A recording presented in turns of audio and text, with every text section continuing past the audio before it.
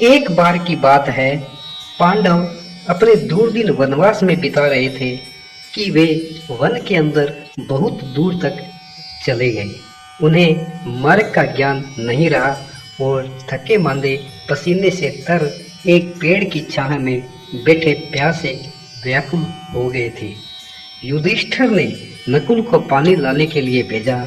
नकुल थोड़ी ही दूर गया होगा कि उसे एक बड़ा कुआं दिखाई दिया, जिसके इर्द गिर्द कई छोटे छोटे कुएं बने हुए थे। नकुल के देखते देखते ही बड़ा कुआं उजला और आसपास के सारे कुएं भर गए। बड़ा कुआं बिल्कुल सूख गया और स्वयं प्यासा हो गया। उसने छोटे कुओं से पानी मांगा तो उन्होंने मन मारकर थोड़ा थोड़ा पानी बड़े कुएं को दे दिया, लेकिन बड़े कुएं की प्यास नहीं बुझी। वह प्यासा का प्यासा यानी कि खाली ही रहा। ज्यों ही नकुल एक कुएं पर पानी पीने और भाइयों के लिए पानी ले जाने के लिए पहुंचा तो उसे आकाशवाणी सुनाई दी। नकुल, तुमने जो दृश्य देखा है उसका अर्थ बताकर ही पानी पी सकते हो, नहीं तो तुम्हारी मृत्यु हो जाएगी। नकुल प्यास से व्याकुल था। उसने आकाशवाणी की ओर ध्यान नहीं दिया। नतीजा यह हुआ कि उसकी तत्काल मृत्यु हो गई। नकुल नहीं लौटा तो युधिष्ठिर ने सहदेव को भेजा। कुछ ही दूर जाने पर सहदेव ने देखा कि एक दो मुहा भैंसा हरी हरी घास दोनों ओर से चल रहा है, लेकिन फिर भी कर्षकाय है। सहदेव को बहुत आश्चर्य हुआ। पास में ही एक तालाब था। सहदेव उस पर गया तो उसे आकाशवाणी सुनाई दी। सहदेव, पहले तुम जो दृश्य देखकर आए हो उसका अर्थ बताओ, उसके बाद पानी पी सकते हो। यदि तुमने बिना बताए पानी पीने का प्रयत्न किया तो तुम्हारी मृत्यु हो जाएगी। सहदेव ने भी आकाशवाणी सुनी लेकिन अनसुनी कर दी। उसका भी वही हाल हुआ। जब दोनों भाई लौटकर नहीं आए तो युधिष्ठिर ने अर्जुन को भेजा। कुछ दूर जाने पर अर्जुन को एक विचित्र दृश्य दिखाई दिया।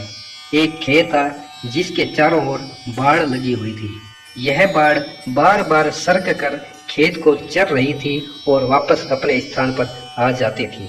अर्जुन आश्चर्यचकित रह गया, लेकिन वह प्यास से व्याकुल था, सो आगे बढ़ा। थोड़ी ही दूर जाने पर उसे भी वही आकाशवाणी सुनाई दी। अर्जुन, जो कुछ तुमने देखा है उसका अर्थ बताकर आगे बढ़ो, नहीं तो तुम्हारी मृत्यु हो जाएगी। आकाशवाणी की अवज्ञा करने पर अर्जुन भी मृत्यु को प्राप्त हो गया। अब आई भीम की बारी। जब भीम पानी लेने गया तो उसे भी अचरज भरा नजारा दिखने को मिला।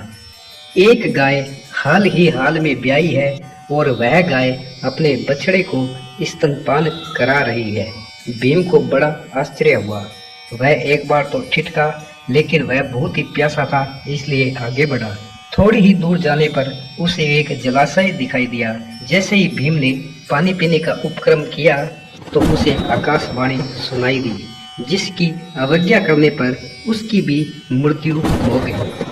अब चारों भाई लौटकर नहीं आए तो युधिष्ठिर को बहुत घबराहट हुई और वे अपने भाइयों की तलाश में निकल पड़े। शुरू में ही उन्हें वही नकुल ने जो कुएं वाला दृश्य देखा था, वही कुओं वाला दृश्य युधिष्ठिर को दिखाई दिया और फिर वही आकाशवाणी हुई और उसने युधिष्ठिर को भी इसका अर्थ बताने को कहा अथवा मृत्यु प्राप्त होने को कहा।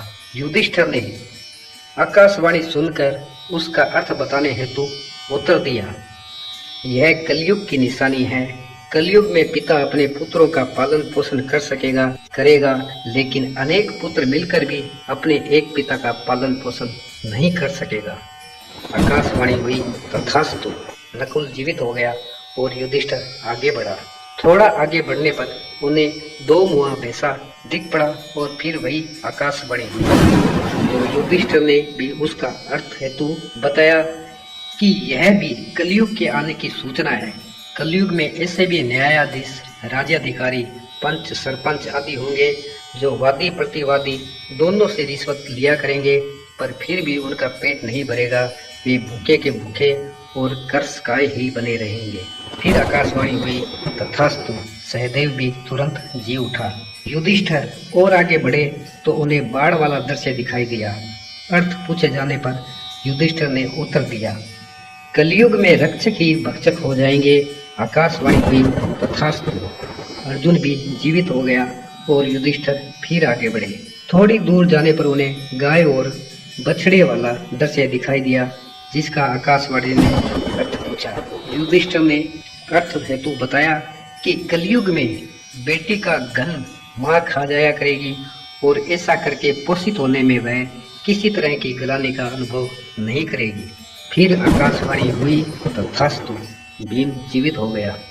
पांचों भाई पानी पीकर अपने स्थान पर लौट आए। यह लोक कथा आज की स्थिति में कितनी सच्ची, कितनी सटीक साबित हो रही है, इसका अनुमान दर्शक स्वयं कर सकते हैं। धन्यवाद। अगर आपको ये कहानी पसंद आई हो तो वीडियो को लाइक, कमेंट व सब्सक्राइब करें और नेक्स्ट वीडियो में फिर किसी नई कहानी के साथ मिलेंगे। तब तक के लिए धन्यवाद। जय हिंद, जय भारत।